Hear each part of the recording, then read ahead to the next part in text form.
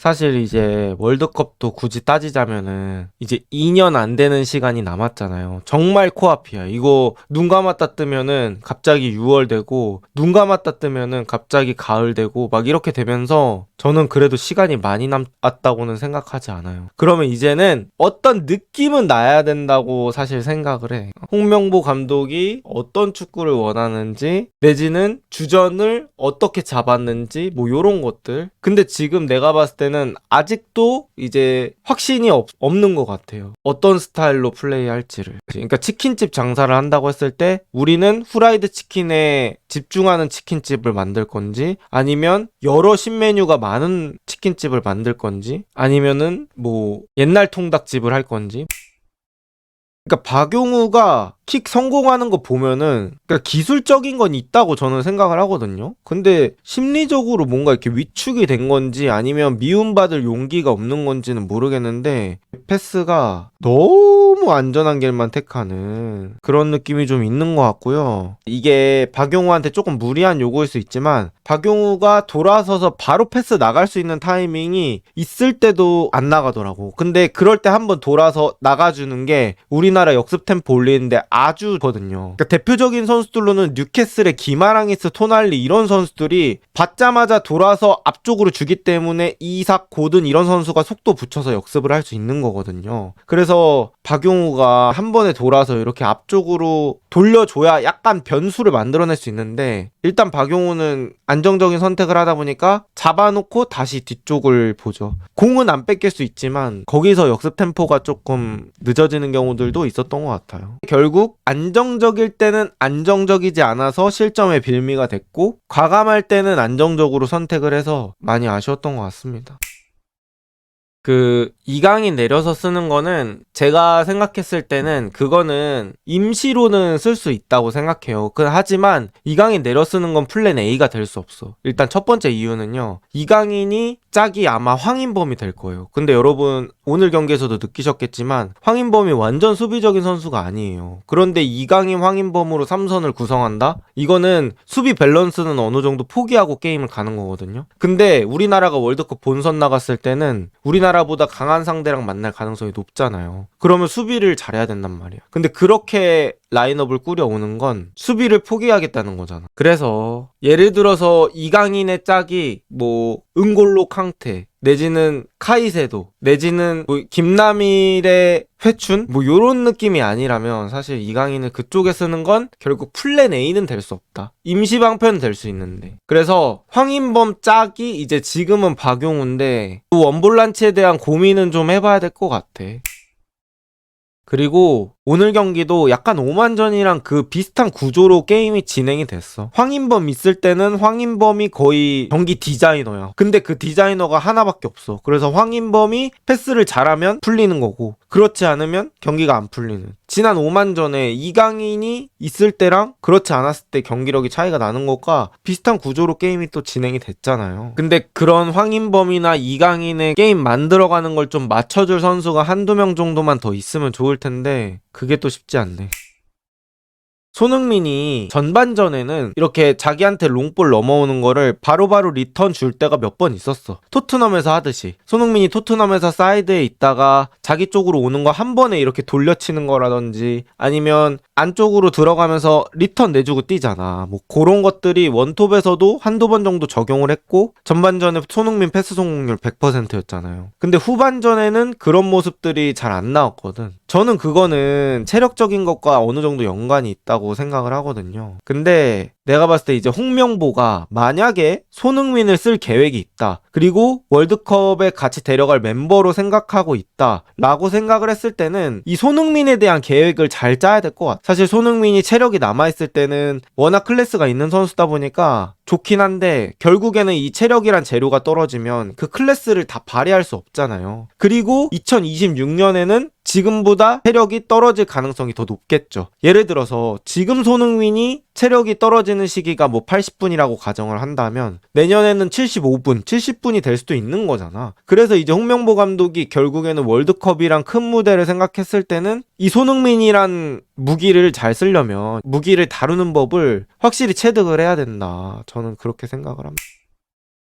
김민재가 수비형 미드필더 보는 건 저는 개인적으로 반대입니다. 물론 이제 김민재를 수비형 미드필더로 써서 성공할 수 있지만 일단 제 생각은 반대입니다. 그냥 잘하는 자리에 쓰는 게 가장 전투력을 극대화할 수 있는 방법이라고 생각해. 네. 예를 들어서 김민재가 자기 센터백 자리에 서잖아. 그럼 전투력을 100이라고 가정해 볼게. 근데 아무래도 포지션 변경을 하면 전투력이 줄어들 수밖에 없다고 저는 생각을 해요. 근데 김민재가 월드클래스급이잖아요. 바이에른 뮌헨에서 주전이면은 진짜 말 안 되는 거거든. 근데 그런 선수를 뭔가 자신의 자리가 아닌데 쓰는 게 저는 더 아깝다고 생각하거든요. 그래서 그냥 잘할 수 있는 자리에 쓰는 게 맞지 않나. 요거는 그냥 제 생각입니다. 그리고 뭐 오늘 경기 오만전과의 차이를 좀 얘기해 보자면 이제 가장 큰 경기적인 차이는 요르단은 템백을 안 했다는 거야. 오만은 사실 우리 골 안 넣어도 상관없어 뭐 요런 식의 플레이를 했다면 요르단은 조금 라인 올려놓고 우리랑 어느 정도 승부를 해보고 싶었던 것 같아요. 그래서 우리가 전반전에는 그 요르단이 앞쪽으로 올라오는 걸 이용해서 뒷공간으로 선수들이 한 번에 뛰고 거기서 황인범의 전환 패스 내지는 찔러주는 패스로 좀 그 혀를 뚫었었는데 후반전에는 그게 잘 안 됐던 것 같습니다. 조현우가 원래는 정말 좋은 선수임에 틀림이 없거든요.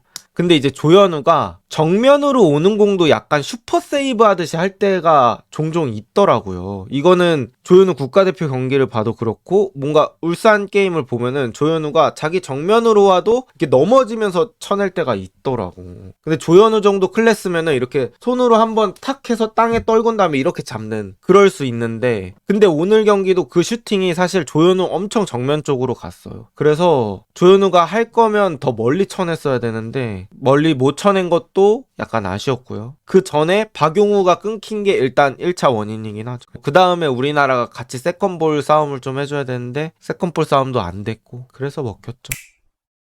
뭔가 일단 우리가 선수가 되게 많긴 하잖아. 지금 2선 자원들이 뭐 오늘은 배준호가 명단 제외가 될 정도로 양민혁, 뭐 양현준, 또 뭐 이동경도 있고 막 요렇게 있는데 정리가 좀 안 된 것 같아. 근데 결국에는 좋은 선수들이 많더라도 그걸 조합 짜고 그거를 한 팀으로 만드는 건 결국 감독의 역량이에요. 근데 솔직히 뭐 이런 거 저런 거 다 고려하더라도 3경기 연속 무승부? 이거는 근데 좋은 말 나오기가 힘들 것 같아 사실. 우리나라가 예를 들어서 뭐 우리 조에서 멤버가 뭐 한 3번째 정도야. 스쿼드가 한 3등 정도야. 그러면 이해가 가는데 우리나라가 스쿼드 솔직히 제일 좋잖아. 그냥 압도적이잖아. 근데 3경기 연속 무승부는 좀 그렇지. 그리고 거기서 홈게임이 2번이 있었어. 뭐 스쿼드로 찍어 눌러라 뭐 요런 얘기는 아니지만 사실 우리가 더 좀 주도하는 축구를 할 수 있는 스쿼드라고 생각하거든요. 상대팀에 비해서. 근데 아직 홍명보 감독이 이 베스트에 대한 갈피를 잘 못 잡는 것 같아.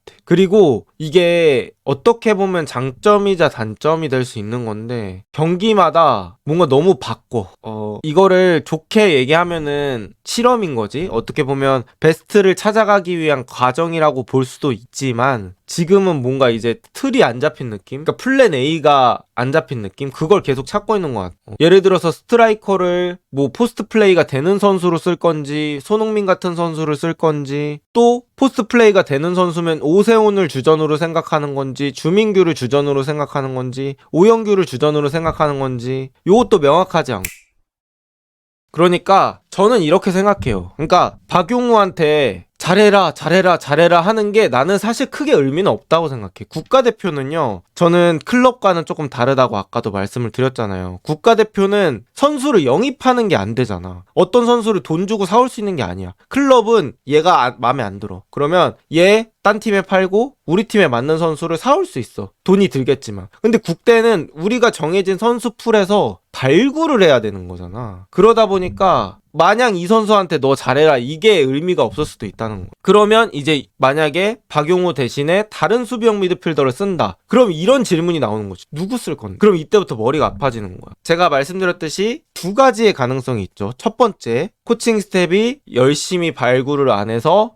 아직 그런 보석을 찾지 못했다. 2번째, 열심히 다 헤집고 돌아다녔는데도 박용우가 베스트다. 이렇게 둘 중에 하나인 거잖아요. 우리는 둘 중에 어떤 게 정답인지 모르는 거고. 그래서 좀 어려운 것 같아.